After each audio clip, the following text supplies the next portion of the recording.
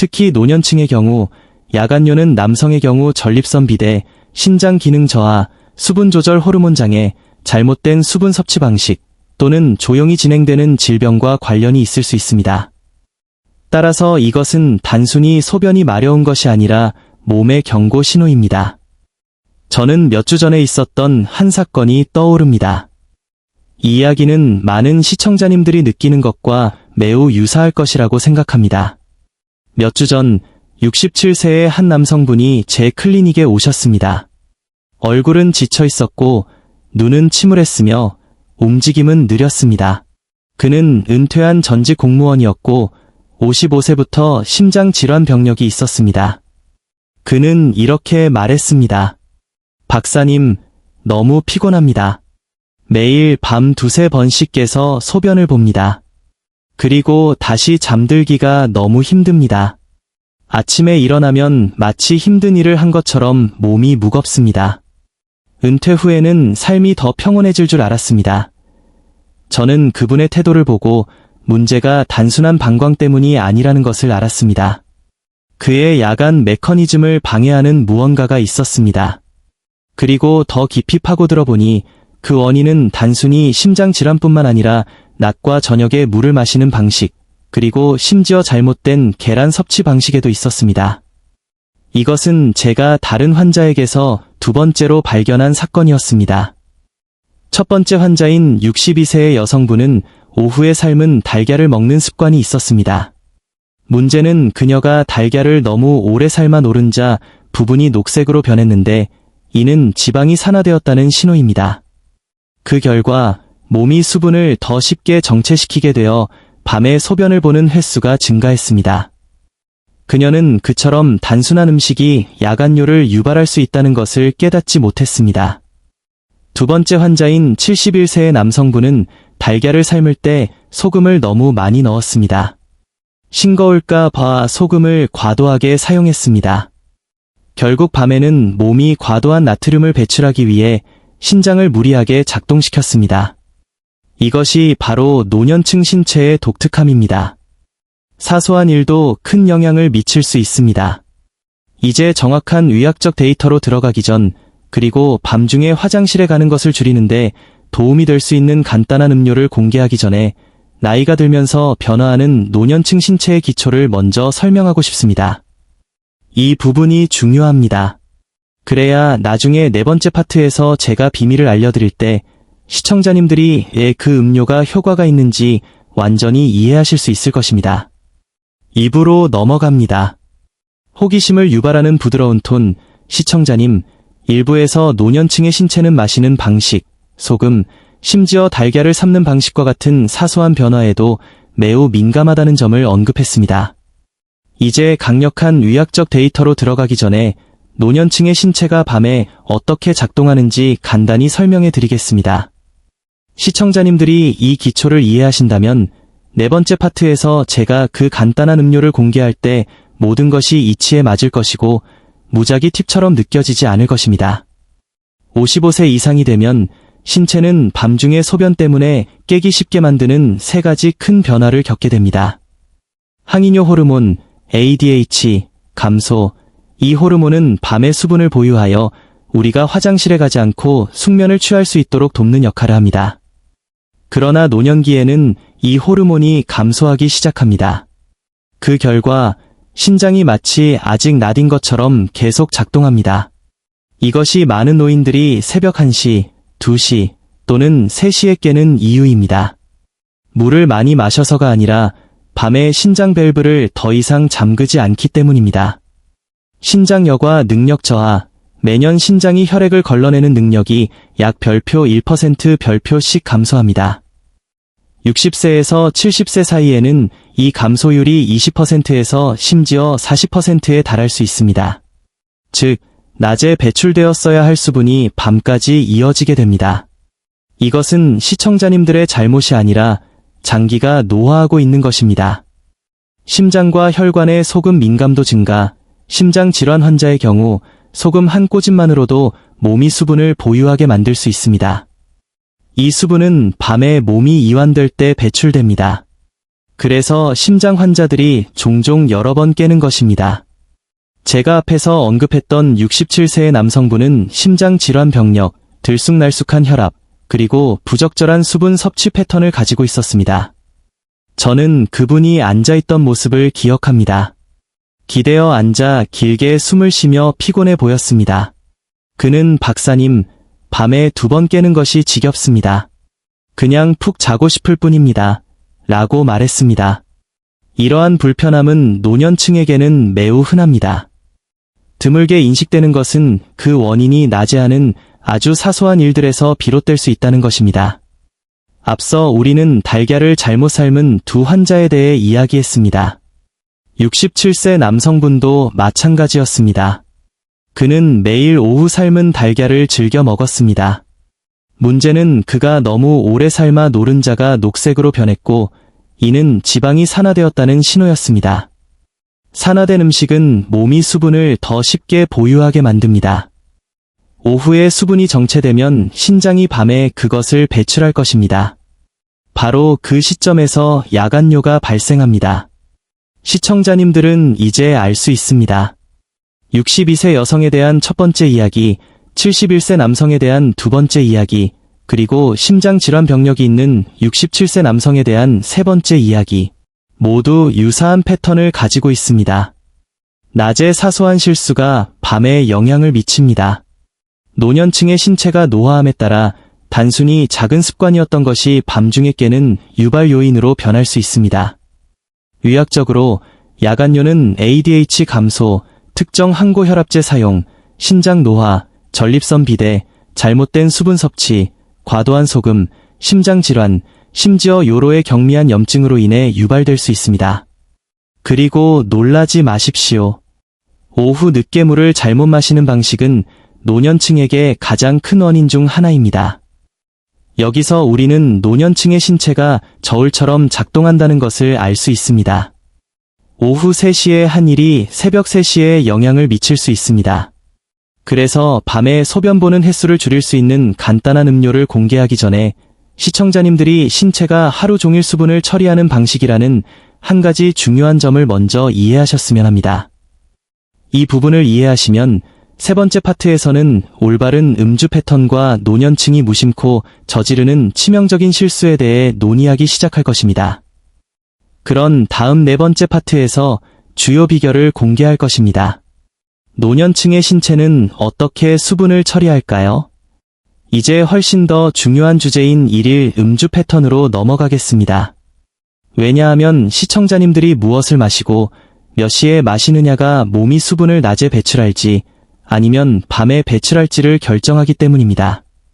저는 시청자님들이 단순히 팁을 따르는 것이 아니라 자신의 몸이 어떻게 작동하는지 진정으로 이해하실 수 있도록 이것을 간단하게 설명하고 싶습니다.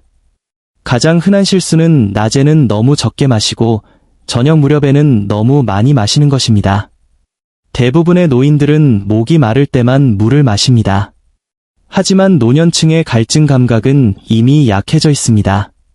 오후 5시, 6시 또는 7시에 조금이라도 물을 마시면 몸은 즉시 혼란스러워합니다. 왜냐하면 신장은 우리가 마신 후 수분의 균형을 맞추는데 약 3시간에서 5시간이 필요하기 때문입니다. 만약 시청자님들이 오후 7시에 2잔의 물을 마신다면 신장의 작업 절정은 밤 11시부터 새벽 2시 사이에 올 것이고 바로 시청자님들이 숙면을 취하고 있을 때입니다. 이것이 노년층 야간뇨의 가장 흔한 원인이며 사실은 피할 수 있는 원인입니다. 음료의 종류도 큰 영향을 미칩니다. 많은 노인들이 차, 커피, 향이 첨가된 물, 단음료, 심지어 특정 우유를 마십니다. 단 음료는 신장으로 수분을 끌어당깁니다. 카페인 음료는 신장의 활동을 자극합니다. 너무 짜거나 감칠맛이 나는 음료는 수분 압력을 증가시킵니다. 이 모든 것이 소변 배출을 유발하며 특히 밤에 그렇습니다. 흥미롭게도 식습관 또한 역할을 합니다. 앞에서 우리는 달걀을 잘못 삶은 세 환자에 대해 이야기했습니다. 달걀을 너무 오래 삶은 62세 여성, 소금을 과도하게 사용한 71세 남성, 노른자가 녹색으로 변한 67세 남성.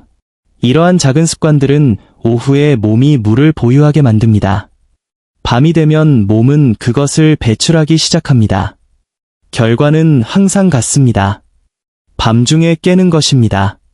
일본의 연구에 따르면 대부분의 수분을 오후 5시 이후에 마시는 노인들은 밤의 소변 횟수가 최대 65% 증가했습니다. 반면 하루 종일 수분 섭취를 더 고르게 나눈 노인들은 야간뇨 증상이 감소했습니다. 이것이 바로 단순히 물 마시는 양을 줄이는 것보다 패턴을 조절하는 것이 훨씬 더 중요한 이유입니다. 그렇다면 올바른 음주 패턴은 무엇일까요? 아주 간단합니다. 저녁 7시 이후 아주 목이 마를 때만 몇 모금 정도. 밤에 마시는 것을 금지하는 것은 아니지만 한 잔 가득이 아닌 몇 모금으로 충분해야 합니다. 목표는 시청자님들이 잠자리에 들기 전에 신장의 작업 절정이 끝나도록 하는 것입니다. 그래야만 제가 나중에 공개할 그 간단한 음료가 훨씬 더 효과적으로 작용할 것입니다.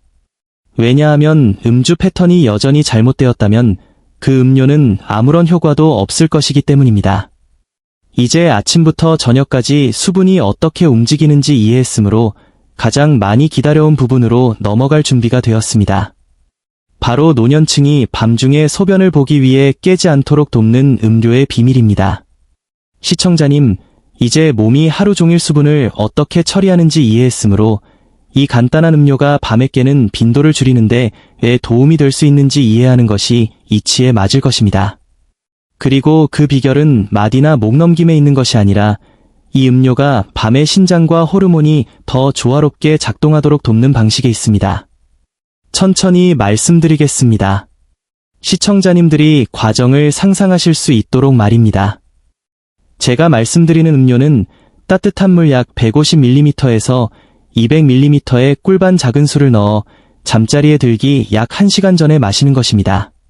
매우 간단하지만 올바른 일일 음주 패턴과 결합될 때 그 영향은 매우 클 수 있습니다. 따뜻한 물은 교감신경 활동을 낮춥니다. 노년층의 경우 교감신경은 밤에 종종 과도하게 활성화됩니다.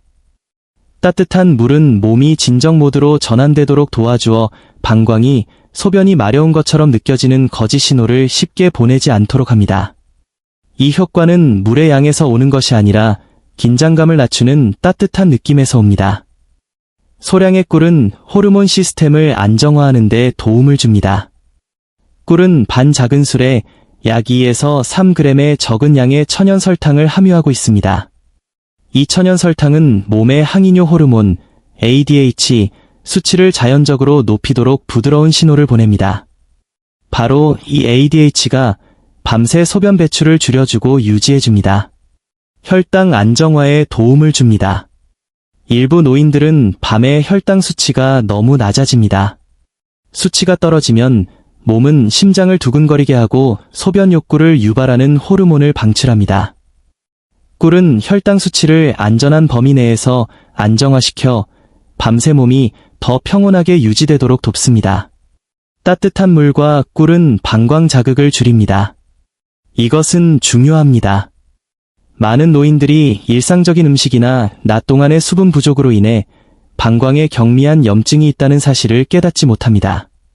따뜻한 물은 근육을 이완시키는 데 도움을 주는 반면 꿀은 경미한 항염증 특성을 가지고 있습니다. 그 영향으로 방광이 덜 민감해집니다. 제가 심장질환 병력이 있는 67세 남성에게 이것을 전달했을 때 그는 처음에 회의적이었습니다. 박사님, 그냥 따뜻한 음료가 정말 도움이 될까요? 라고 그는 물었습니다. 저는 그저 미소 지었습니다. 3일 후 그는 돌아와서 말했습니다. 박사님, 밤에 딱 한 번만 깼습니다. 보통은 2~3번이었는데요. 어떻게 된 일이죠? 저는 간단하다고 말했습니다. 시청자님의 몸이 그 리듬에 따라 작동하도록 말입니다. 시청자님은 신장이 150ml에서 200ml의 물에서 수분의 균형을 맞추는데 약 45분에서 60분이 필요하기 때문에 몸을 조금 도왔을 뿐입니다. 만약 잠자리에 들기 직전에 마신다면 몸은 그것을 처리할 시간이 없습니다. 하지만 1시간의 간격을 두면 이완 효과와 ADH 증가가 시청자님이 깊은 수면 단계에 들어갈 때 정확히 작동할 것입니다. 이 음료가 최적으로 작동하도록 하려면 피해야 할 몇 가지 사항이 있습니다. 꿀을 한 작은술 이상 추가하지 마십시오. 너무 달면 오히려 신장이 더 열심히 일하게 됩니다. 레몬, 생강 또는 기타 재료를 추가하지 마십시오. 이 음료의 목적은 감기를 치료하거나 에너지를 높이는 것이 아닙니다. 밤에 복용하는 약과 함께 마시지 마십시오. 최소 30분의 간격을 두십시오. 200ml보다 많은 양을 마시지 마십시오. 너무 많으면 효과가 사라지고 오히려 밤에 소변을 더 자주 보게 됩니다.